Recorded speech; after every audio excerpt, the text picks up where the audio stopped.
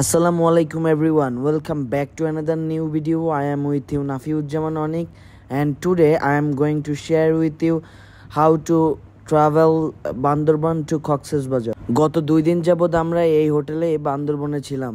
হোটেলটি আসলে খারাপ না এবং হোটেলটির নাম ছিল হোটেল হিলটন। আপনারা বান্দরবনে আসলে কম টাকায় এখানে থাকতে পারবেন। সো কথা না বলে আমরা সবাই ব্যাকপ্যাক নিয়ে রেডি হয়ে চলে গেলাম হালকা পাতলা নাস্তা করার জন্য। আর নাস্তা করার জন্য পাশেই একটা হোটেল ছিল যেটার নাম হচ্ছে হোটেল হিল ভিউ, অ্যান্ড এখান থেকে আমরা নাস্তা করলাম এবং নাস্তা শেষ করে আমরা এখন যাচ্ছি হচ্ছে পূর্বলী বাস স্ট্যান্ড থেকে বাসের টিকিট নিয়ে সোজা গাড়িতে উঠতে বললাম। এই যে আমাদের গাড়ি এখান থেকে যাত্রা শুরু করলো। কক্সবাজারে ভাড়া নিয়েছিল জনপ্রতি 280 টাকা এবং 280 টাকার বিনিময়ে আমরা এখন রওনা করলাম কক্সবাজারের। যাওয়ার সময় চোখে পড়লো কিছু মনোমুগ্ধকর প্রকৃতি, আর আমার সিট জানালার পাশে নিয়েছিলাম, আর আজকে যাওয়ার সময় বউকে ইচ্ছা করে বাম পাশের সিটে দিয়েছিলাম আর আমি জানলার সিটটা বেছে নিয়েছিলাম, যার কারণে কিছু অসাধারণ ভিউ উপভোগ করতেছিলাম।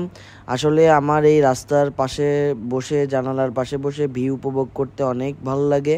সো আপনারা দেখতে পাচ্ছেন আমাদের গাড়ি ইতোমধ্যে যাত্রা শুরু করেছে, কিন্তু কক্সবাজারে যেতে বেশ সময় লাগে। বান্দরবন থেকে অ্যারাউন্ড 4 ঘন্টা থেকে 4 ঘন্টা 15 মিনিট মতো লাগে। তবুও আপনি এই জানালার পাশে অপরূপ সৌন্দর্য দেখতে দেখতে চলে যেতে পারবেন, যেখানে কোনো আপনার খুব একটা কষ্ট হবে না। এই যে আমরা এখন পার হচ্ছি সেই স্বর্ণ মন্দিরের সামনে দিয়ে। আসলে স্বর্ণ মন্দিরের ভিতরে এখন যেতে দেয় না আমি যতদূর শুনলাম, কারণ এখানে শুধু ধর্মাবলম্বীরাই প্রবেশ করতে পারে। আমরা যেহেতু ইসলাম ধর্মে, সো আমরা আর এইটার ভিতরে প্রবেশ করি নাই। সো আমরা এই জিনিসটা না দেখেই বান্দরবন থেকে সোজা এখন চলে যাচ্ছি কক্সবাজারে, কারণ আমরা খুবই টায়ার্ড। আমাদের পক্ষে আর ট্যুর করা সম্ভব হচ্ছে না। আমরা বেশ অনেক দিন যাবতই ঘরের বাইরে। সো আমাদের দুজনেরই খুব মনে যাচ্ছিল ঘরে যেতে, কিন্তু কক্সবাজার না দেখে কি আর যাওয়া যায়। তাই রওনা করলাম কক্সবাজারের উদ্দেশ্যে। সো আশেপাশের ভিউটা জাস্ট অসাধারণ ছিল। আর আপনারা সবসময় খেয়াল রাখবেন সংরক্ষিত এলাকাতে আপনারা সবসময় ক্যামেরাটা বন্ধ করে রাখবেন। আমরা সংরক্ষিত এলাকায় ভিডিও করতেছিলাম, যার কারণে আমাদের পুলিশ এসে বেশ একটা হ্যাসেল করছিল, বাট সেরকম কোনো সমস্যা হয়নি। কিন্তু বাস কন্ট্রাক্টর আলাকে বেশ ঝাড়ছে। তাই আপনারা জানালার পাশে বসলে ভিডিও করলে অবশ্যই খেয়াল রাখবেন যে এলাকাটি সংরক্ষিত এলাকা কিনা। যদি সংরক্ষিত এলাকা হয় তাহলে ভুলেও ভিডিও করবেন না, এতে বিভিন্ন ধরনের সমস্যায় পড়তে পারেন। যেহেতু আমরা পার্বত্য অঞ্চলে ভিজিট করতেছি, সো আমাদের দরকার ফ্রেশ মাইন্ড, ফ্রেশ মন, এবং আমরা আসলে মনকে উৎফুল্ল করার জন্য জানিও দেশের ক্ষতি না করি সেদিকে অবশ্যই খেয়াল রাখবো।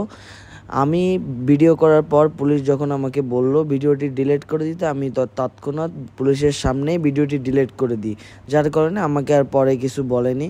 এই যে আপনারা দেখতে পাচ্ছেন বাস চলতেছে। আসলে বাস জার্নি যতই চারপাশের মনোমুগ্ধকর পরিবেশ ঢুকি, বান্দরবন টু কক্সেস বাজার 4 ঘন্টার বাস জার্নি আসলেই খুব বোরিং এবং বিরক্ত লাগে। যদি আপনারা চেয়ার কোর্সে যান তাহলে জানি না কেমন লাগবে, আমরা যাইনি সেহেতু জানি না।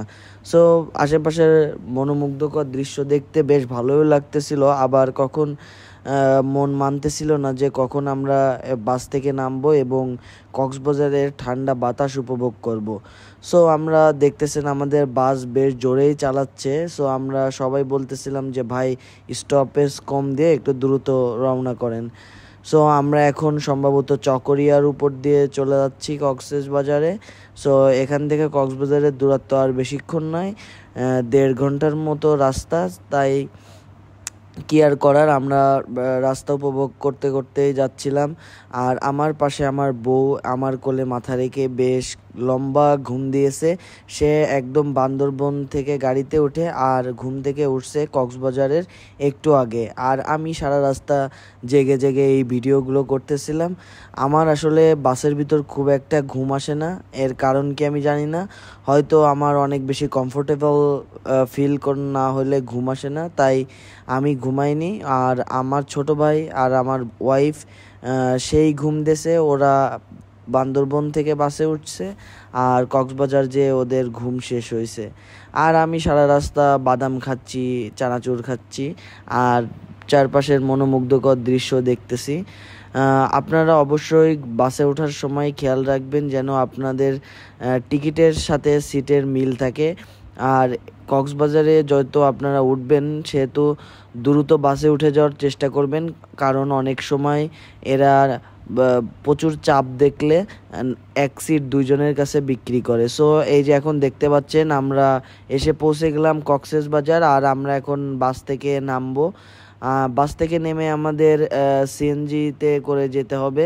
সো আমরা দুইটা সিএনজি নিয়ে নিলাম। এই যে রিয়াদ ভাইরা, আজকে রিয়াদ ভাইদের সাথে যাব না, কারণ রিয়াদ ভাইরা ইনানি বিচের ওই দিকে থাকবে আর আমরা থাকবো কলাতলি বিচের এদিকে। সো আমরা কক্সবাজার নেমে 130 টাকার বিনিময়ে আমরা হোটেল দেখা না খোঁজে পাওয়া পর্যন্ত আমরা সিএনজিতে থাকবো।